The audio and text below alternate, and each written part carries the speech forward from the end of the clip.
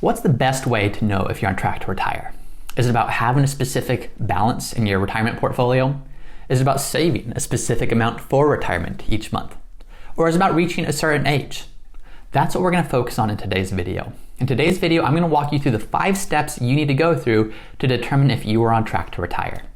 Hey everybody, I'm James Knoll with Root Financial Partners, and I'm here to teach you what you need to know to create a secure retirement.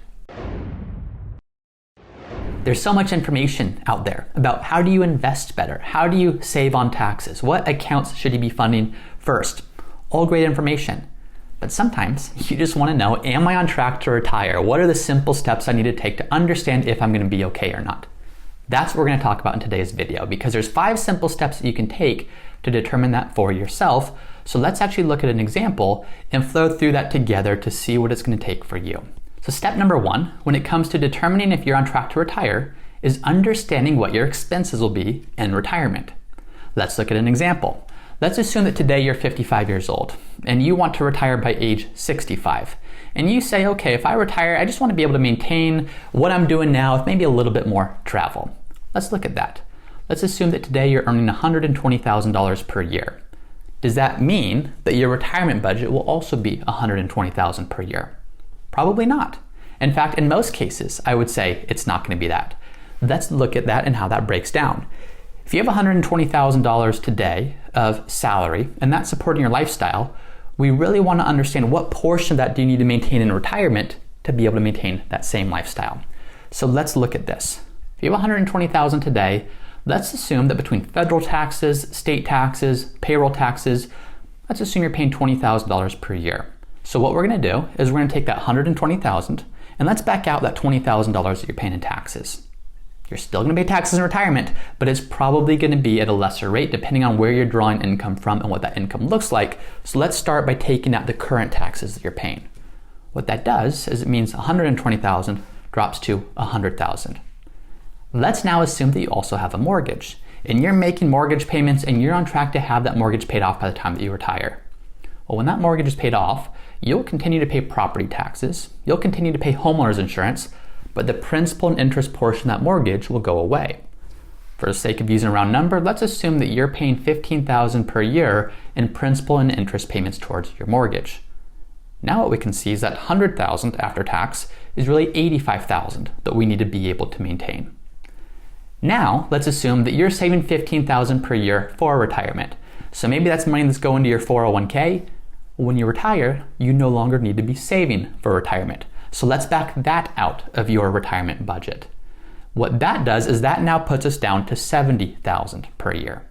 So we're starting at $120,000, we're backing out $20,000 for taxes, we're backing out $15,000 for mortgage payments, the principal and interest portion, and we're backing out $15,000 per year for retirement contributions.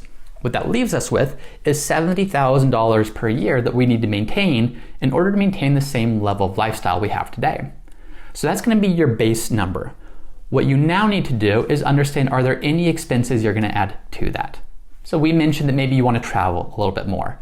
Do we add an extra few $1,000s for travel? In this example, let's assume that you want to add an additional $5,000 per year to take one more trip per year in retirement. Well, now we take that $70,000 and bump it up to $75,000.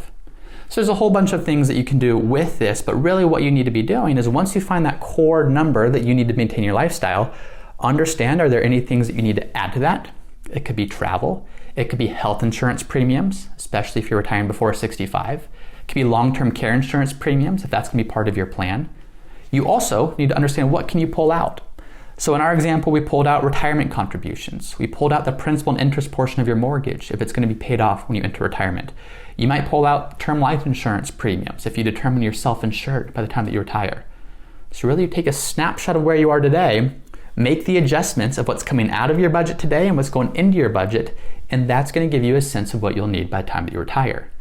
In our example, we're going to use a number of $75,000 per year to see what that looks like as we now see if you're on track. The second thing that you need to do is need to adjust for inflation. We mentioned that I'm assuming you're 55 years old today, you're going to retire at 65. By the time that you're 65 years old, things are going to be more expensive than they are today. Now this may be an especially hard step today because today, inflation's at its highest level that it's been in 40 years. And the hard thing is we don't know what that's going to normalize to over the next 10 years or so, let alone the next 20, 30 plus years as you enter into retirement. So what you need to do is you need to find an inflation factor that you're comfortable with. Some people want to project something that's higher because they want to be more conservative and they want to understand, what if this doesn't abate at all? Other people say, you know what, let's use a long-term average, knowing that right now we're in a period of higher inflation, we might be back in a period of lower inflation. So you have to do what's most comfortable for you. I'm going to use 3% just to use long-term average and to keep this relatively straightforward. So if I'm going to adjust my living expenses for inflation, I know that today, after I've adjusted my budget for today, I need $75,000 per year. Well, if living expenses increase by 3% per year, because I'm assuming a 3% per year inflation adjustment, what that means is after 10 years, it would actually cost $100,793 per year to maintain the purchasing power that I have today with $75,000. I'm going to round that to $100,000 to keep it nice and simple for the sake of this example. But what that's telling me is I don't need $75,000 by the time I'm 65. I need $100,000 by the time I'm 65 to maintain what $75,000 could do for me today. So that's step number 2, is adjusting your living expenses for inflation. Step number 3 is this, is you have to factor in your non-portfolio income sources. When I say you might need $100,000 to live on by the time that you retire, that can be overwhelming for a lot of people to say, oh my gosh, do I need savings or a portfolio that can support $100,000 per year? Probably not, because most people will have some other type of income source to help support part of that. So when you look at that for you, this could be Social Security, this could be a pension, this could be rental income, this could be part-time work you continue doing even after you retire. Really what you want to start to understand is what amount of income will you have coming in to offset the expenses you'll have before you even dip into your portfolio. So let's assume for our example, again, you're 55, you want to retire at 65. Let's assume that you and a spouse both have Social Security benefits and that both of your benefits will be $30,000 per year by the time that you retire. Well, if you're collecting $30,000, your spouse is collecting $30,000, that's $60,000 of combined income that you'll have by the time that you retire. So if you look at that, if $100,000 per year is your goal, $60,000 per year is coming from non-portfolio income sources, really it's that gap there that needs to come from your portfolio. What I'm not factoring in yet is I'm not factoring in taxes in this specific example, because taxes, that's going to depend upon your specific tax bracket, which is going to be a reflection of how much income do you want in retirement, what state do you live on, what types of accounts are you living on, how much of your income comes from Social Security versus other sources. So it's difficult to do that in one specific example because it will fluctuate so much.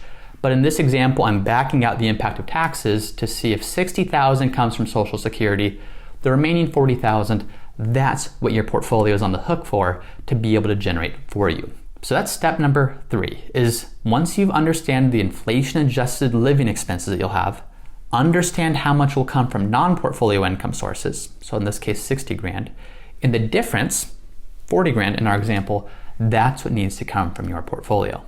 Step number 4 is this. Once you understand how much of your retirement expenses need to be covered by your portfolio, then you can work backwards to understand how large your portfolio balance needs to be able to support that. Let's look at an example. We know that you need $40,000 per year. If your living expenses are 100, Social Security in our example is covering 60, 40 grand needs to come from your portfolio. The question is, how much portfolio is needed to generate 40 grand per year? There's a couple ways to look at this. There's what's known as the rule of 4%, or the 4% rule. And what that rule says is if you have a portfolio, you can safely take 4% per year of that and be reasonably sure that if you have a 30-year retirement, you're not going to run out of money, assuming you're invested the right way. So let's use that rule as a simple starting point. If I need $40,000 per year, I need to know $40,000 is 4% of what larger amount. So if I take $40,000 and divide it by 4%, what I come up with is $1 million. That makes sense because if I have a $1 million portfolio and multiply it by 40%, that gives me the $40,000 per year of income that I need. So in that example, we would need $1 million to be able to meet those living expense needs. Now, if you have other ways of pulling income from your portfolio, if you can generate more than that 4% per year and do so sustainably, you would need a lesser portfolio balance. Let's look at what if you could generate 5% per year in income. If you've seen some of the other videos we talk about, you can see how can you structure your portfolio to do better. Well, if you have 5% that you can take out instead of just 4%, if I divide 40,000 per year by 5%, that tells me that I need $800,000 in my portfolio to be able to retire. So as you can see, the amount that you can take out of your portfolio really matters here because it's going to determine how much portfolio balance you need to support your income needs throughout retirement. But step number 4 is really determining what is that final portfolio amount. So by the time I'm 65, how much do I need in my portfolio to be able to generate that income throughout the remainder of my life? And then finally, step number 5 is this. It's work backwards to see if you're on track to generate that level of portfolio balance. So steps 1 through 4 were really geared and designed to see how much portfolio will we need in the future. Step number 5 is about working backwards to see, are you on track, or what do you need to do to be on track between now and then to get to that portfolio balance? Well, if you're 55, if you have 10 years to go, we're assuming you need $1 million in your portfolio for this example to be able to retire. Are you on track? Well, it depends. It depends upon how much money do you have already saved. Depends on how much money are you adding to your portfolio every year. It depends upon what growth rate can you expect. And really, this is something that you should have a growth or a financial calculator or even use Excel to be able to calculate. But if you have 2 of those variables, you can calculate the third. So for example, let's assume that I have $400,000 today, and I know that I'm going to grow by 7% per year. Assume I could predict that, or at least I'm going to assume that I can grow by 7% per year. If I have those 2 variables, then I can calculate the third, which is how much do I need to be saving each year to be on track for my goals. Well, if I pull out my financial calculator and put in, I have a present value of 400,000, my future value is $1 million, I'm going to grow at 7% per year for 10 years. How much do I need to be saving each year? I come up with $15,425. Meaning if I want to know, am I on track, I would need to say, can I save $15,425 per year from now until retirement? And if the answer is yes, I now know that I'm on track. If the answer is no, maybe I'm not saving quite that amount, then I would just need to adjust some of those other variables. Do I have to work longer? Do I have to cut my living expenses in retirement? Do I have to make some other adjustment to be okay? But in doing this, what you start to do is you start to hone in on specific variables, some of which you can control, some that you can't, and it's going to start to give you some perspective of whether or not you're on track. Or maybe, let's look at another example. Maybe you have $300,000 today, and you say, you know what, I'm adding $20,000 to my portfolio. I just need to know what growth rate do I need to expect to get in order to have that $1 million by the time that I'm 65. Well, with this calculation, I'd plug in the variables that I know. $300,000 is my present value of my portfolio. $1 million is the future value that I need. I have 10 years to make it happen, and I know that I'm adding $20,000 to my portfolio. If you use Excel or a financial calculator, you can plug those in to find the missing variable, which is the growth rate, and it would show you that you need to grow by 8.8% per year for the next 10 years to make this happen.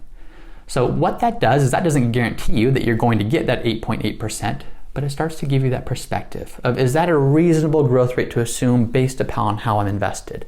Do I need to change how I'm invested? Do I need to readjust some of my expectations? So running these calculations can't guarantee a growth rate, but it can certainly give you some perspective of, are you on track or not? So to summarize, if you want to understand if you're on track to retire, follow these 5 steps. Number 1, determine your retirement expenses. Number 2, adjust those retirement expenses for inflation. Number 3, factor in non-portfolio income sources. Number 4, calculate the amount of portfolio needed. And then number 5, work backwards to see if you're on track to have that portfolio balance. So now that you know what you need to do to be on track for retire, be sure to check out this video here, which will list 5 retirement mistakes that you need to be sure to avoid as you pursue your retirement goals. Thanks for watching. This is James Knoll with Root Financial Partners. If you enjoyed this video, please be sure to share it with someone else who you think would benefit from this information. And also, please be sure to like and subscribe for more content just like this. Finally, if you'd like to see how we help clients create a secure retirement, be sure to check out our website at rootfinancialpartners.com.